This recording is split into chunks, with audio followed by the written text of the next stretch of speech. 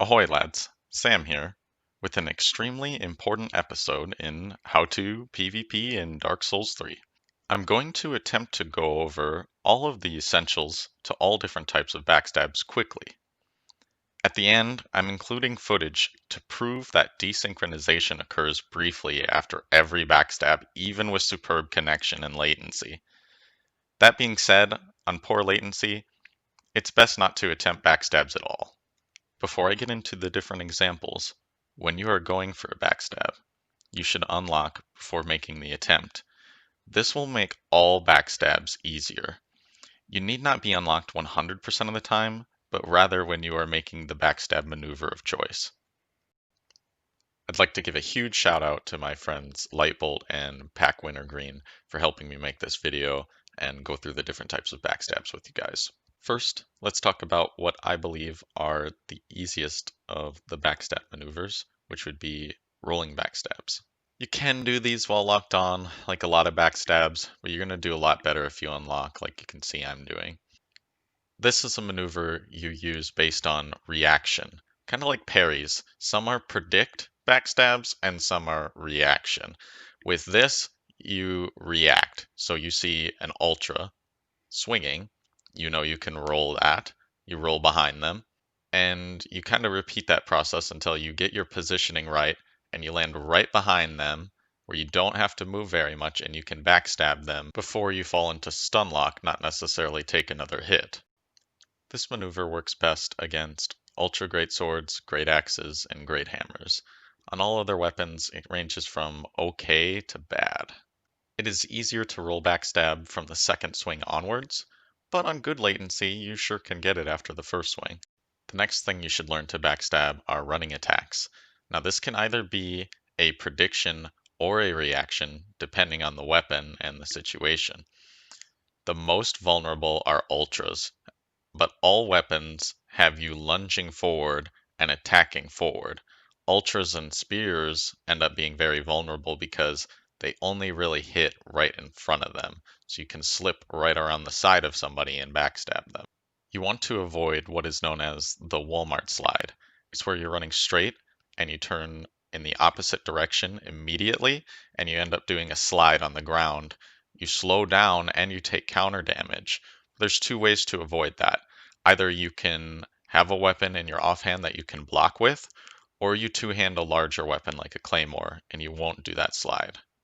You want to use this right when you're getting to the person's back and right before you turn around.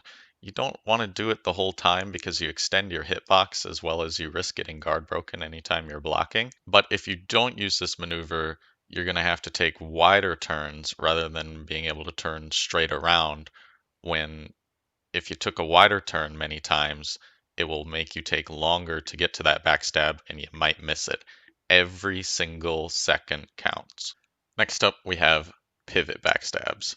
These are really good against ultras as well as great swords, and it's good to go in after the first swing or the third swing if they just keep swinging. Uh, Especially with the first swing, because if they've queued that second swing, they're going to be stuck in place.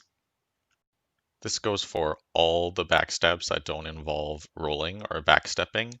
You want to be as close to your opponent as you possibly can without getting hit. And when you're trying this for yourself, it's okay to run in and accidentally get hit.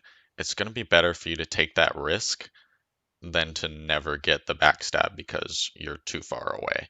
It becomes harder with latency, but you want to try running in as close as you can, turn as sharply as you can, and backstab them. Next up are chasing pivot backstabs. And some of the key tips here are when somebody is chasing you, you want to sprint right behind them, just like the other pivot. Use as little movement as possible. Turn as sharply as you can. Be as close to them as you can.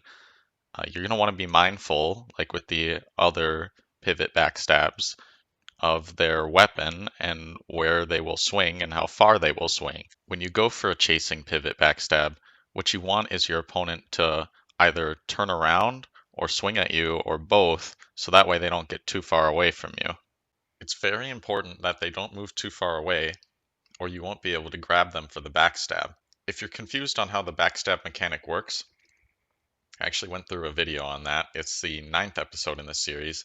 I really recommend you check it out so that way you can see the different grab times and how the backstab mechanic works. Another maneuver you can use is the backstep backstab, or the ravioli as some call it, where you backstep behind somebody in order to backstab them. This usually works when people are following fairly close, and it works far more effectively if they stop after you backstep out of reaction to try and stay on you, or they try an attack, or they try a backstab themselves. You have to use this one more sparingly, though, as when you're backstepping, you don't have any iframes, so you're completely vulnerable. The only thing helping you is your positioning, and this backstab attempt is especially weakened against players with latency to you, as they're more likely to hit you because you're still in front of them on their screen. Now I'm going to show you why you should always avoid rolling in, because somebody can forward roll punish you. This technique isn't really different than a pivot backstab, it's just specifically used against people who roll in. Some people roll in even unprompted from an attack, and it leaves them extremely vulnerable if you run around and backstab them. You might be surprised how effective this can be from how far away, especially if somebody tries to do an attack after they roll. The last maneuver I'm going to show you is the most stylish, but also the most complex, and probably the least useful. But there are some attacks that this is very vulnerable to, typically ones with a long windup. I'm talking about the reverse roll backstab. The inputs on this maneuver are a little bit difficult, so try to listen to me carefully. First, you have to be locked onto your target. Then you start pulling away, and you continue pulling away. You switch between one and two-handed, or vice versa, it doesn't matter. Then you roll and unlock, all while still pulling away. Instead of rolling backwards like the way you're pulling, you will instead roll forwards, but in reverse, hence the name the reverse roll. You must switch between one and two-handed and roll and unlock fairly quickly after the other. It's not extremely quickly, but it does have a semi-tight window. Something I learned about recently is that if you get hit while executing a backstab, you actually store a hit. What I'm trying to say with that anyway is when you are hit while executing a backstab, it counts it as if you are being stunned by the first attack, if that makes sense. So when you get hit by an R1, you get stunned. The game thinks you're stunned right then. So as long as you don't roll or get hit or backstep or do an attack, you can actually be hit again and you won't be stunned at all. It gives you like this temporary poise. I forgot to record footage of this, but yes, it only works when you are hit while already executing the backstab grab animation. I also included a clip here with the rapier to just show the second grab. Again, there's more on that in the 9th episode I did on this series. I'll give you some parting tips about backstabs before I move on to a desync test and why chains may be more effective than they should be. Biggest tip is keep trying. You're going to get hit, you're going to die. Like with any new skill, you're going to try to apply it. It's going to be imperfect, and you'll have to suffer through it for a little while, but it will make you better once you get the hang of it. Never stop losing, never stop improving. When you're trying to learn to do these backstabs, be sure you are not only fishing. Only fishing against players that sort of know what they're doing is going to make them put up their defenses, and it's going to make it harder. So you want to mix it in with your normal play. What I'm going to show you is a desync test off of a backstab. It seems to be a unique problem with backstabs that I don't really see anybody talk about. Now we saw that from my perspective. Now let's see it from Lightbolt's perspective. If you watch my position carefully, you'll see... How'd I end up there? Now let's go ahead and take a look at it from Pack's perspective.